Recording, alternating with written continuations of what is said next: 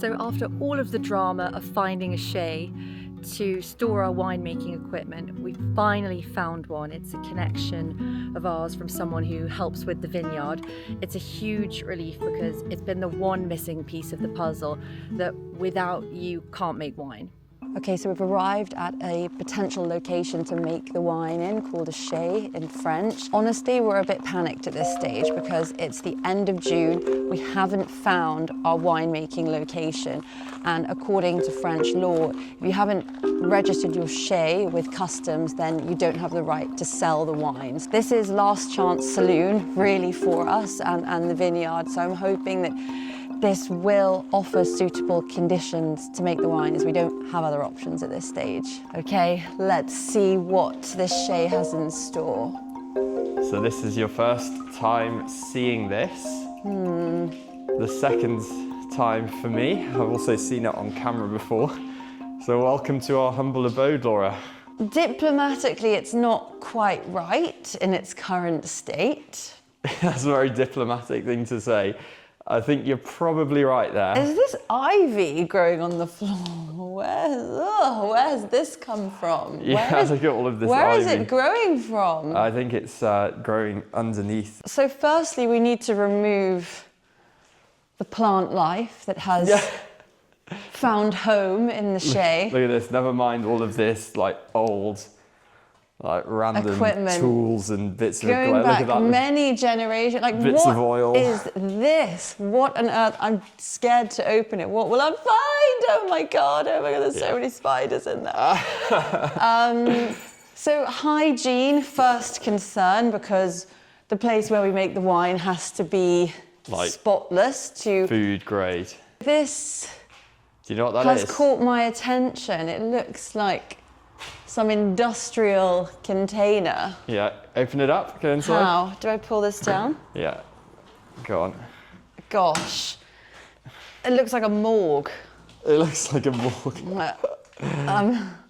Yeah, definitely a temperature drop in here. Again, I feel like there might be other bodies hiding in here, so. For context, everyone, out there is really hot inside the actual main building. This is cool, isn't it?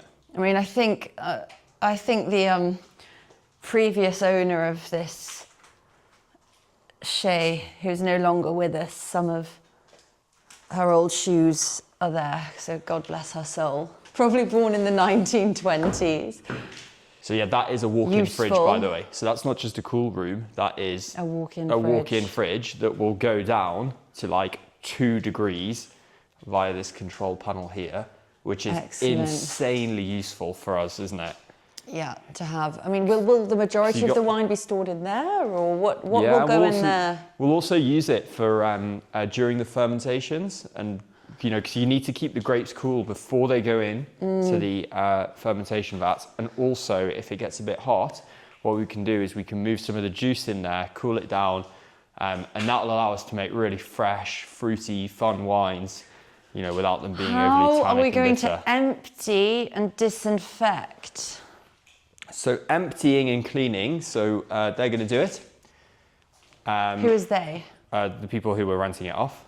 They will clean it? How will they clean it? So they're going to shift everything out of here, they'll clean it, we've got a concrete floor, which by the way is another great thing to have, because it's quite hygienic. What do you call the hose? Yeah, they'll karcher it, dust and everything. What we're going to have to do though, I think, is we're going to have to do disinfection. You know, there's some kind of birds that have been in here at some point, there's some poo on the floor.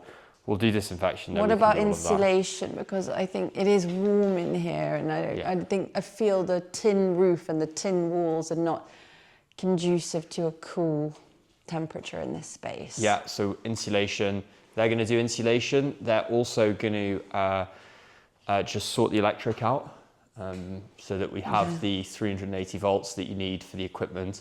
And how many cuves in here? Yeah, so I've got 3 in mind, plus a couple of smaller ones, but 3 main ones, a couple of smaller ones, which we can set up nicely. So yeah, we should be good. Reflections. Well, given I brought you here, I think it's pretty good. I think it's a blank canvas. I think there's a lot to look past at this stage. What do you think? I'm worried. You're worried? I'm worried because we don't have long to install it. Yeah. So that we're in a position to make the quality of wine that we want to.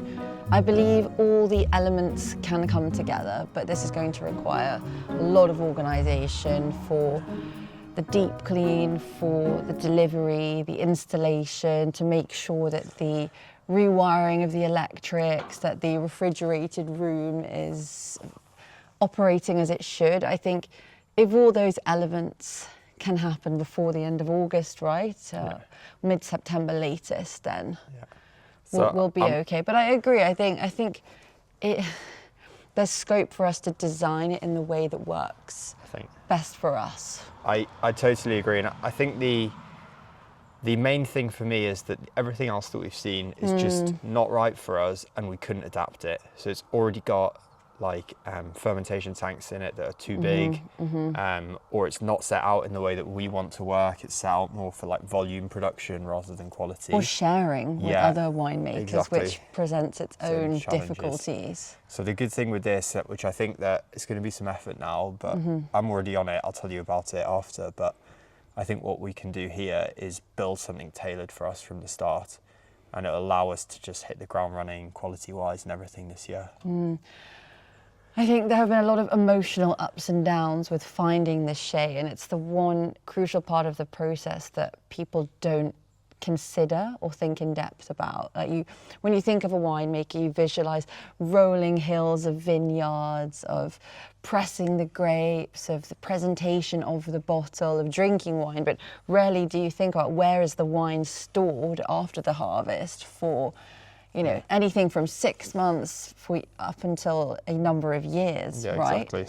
And I think we had found something, we thought we had found something before, but unfortunately it fell through because of factors out of our control. But I guess on reflection, that wasn't perfect either, because as you say, it was previously used by a winemaker who focused on volume rather than quality.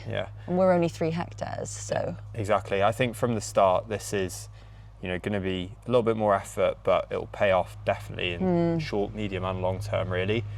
So I don't think we're about doing things easily. I think we'd rather do them well, and this is a huge opportunity. Okay, we've made the decision. We're going to take this shea.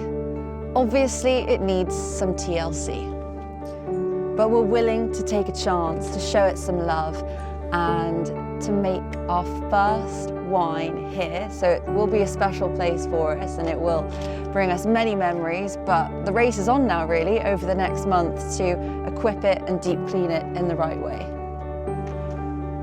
That's right, folks. We're going to do it. I agree with Laura. I think it's the right decision. So much more potential here than anyone else. Let's crack on and do this. Oh my God!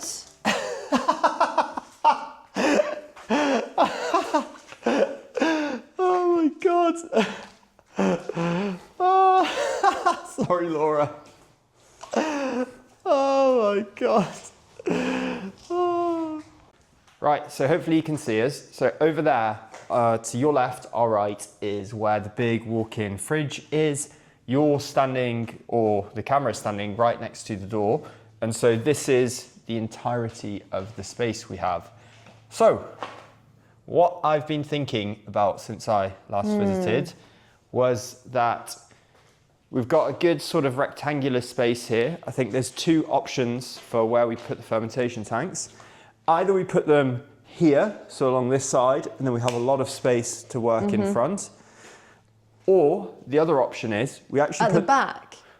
At the back, or in the middle like this. So if we have them here in the middle, it gives us 2 alleyways either side where we can work, store things in, and so on. And is it easier to access the tanks that way? Yeah, because then we can get around the back of them, things like that, if we want to do things. But as generally, how we're going to work is that we'll get the grapes. They'll come in here. This wall actually slides away, so we'll enter here. They'll probably go into the cool storage to cool right down to temperature in there.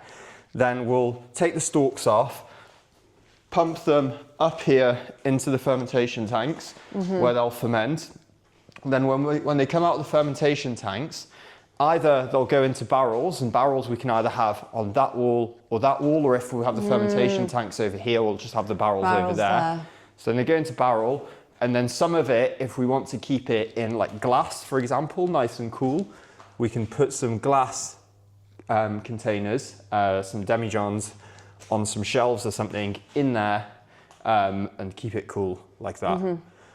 So then all of this area here at our feet is for like machinery, pumps, stuff like that. We can move it all around. I'm thinking barrels may be better on this wall. If this door's opening, people are coming in, they might bang them, knock. And fluctuations in temperature and stuff is probably better over there. Yeah. And then that way, another good point is if we put it in the middle as well, the fermentation tanks, then they're properly sheltered in that corner. Like nothing's going to happen to them over there. And then from a cleaning perspective, we can get behind the tanks and stuff. So that's just some ideas. What do you think? Yeah, maybe we should draw up a couple of designs that we can, it'll be easier to visualize it that way with the dimensions of the space. Yeah, that sounds brilliant. Let's do it. So there we go.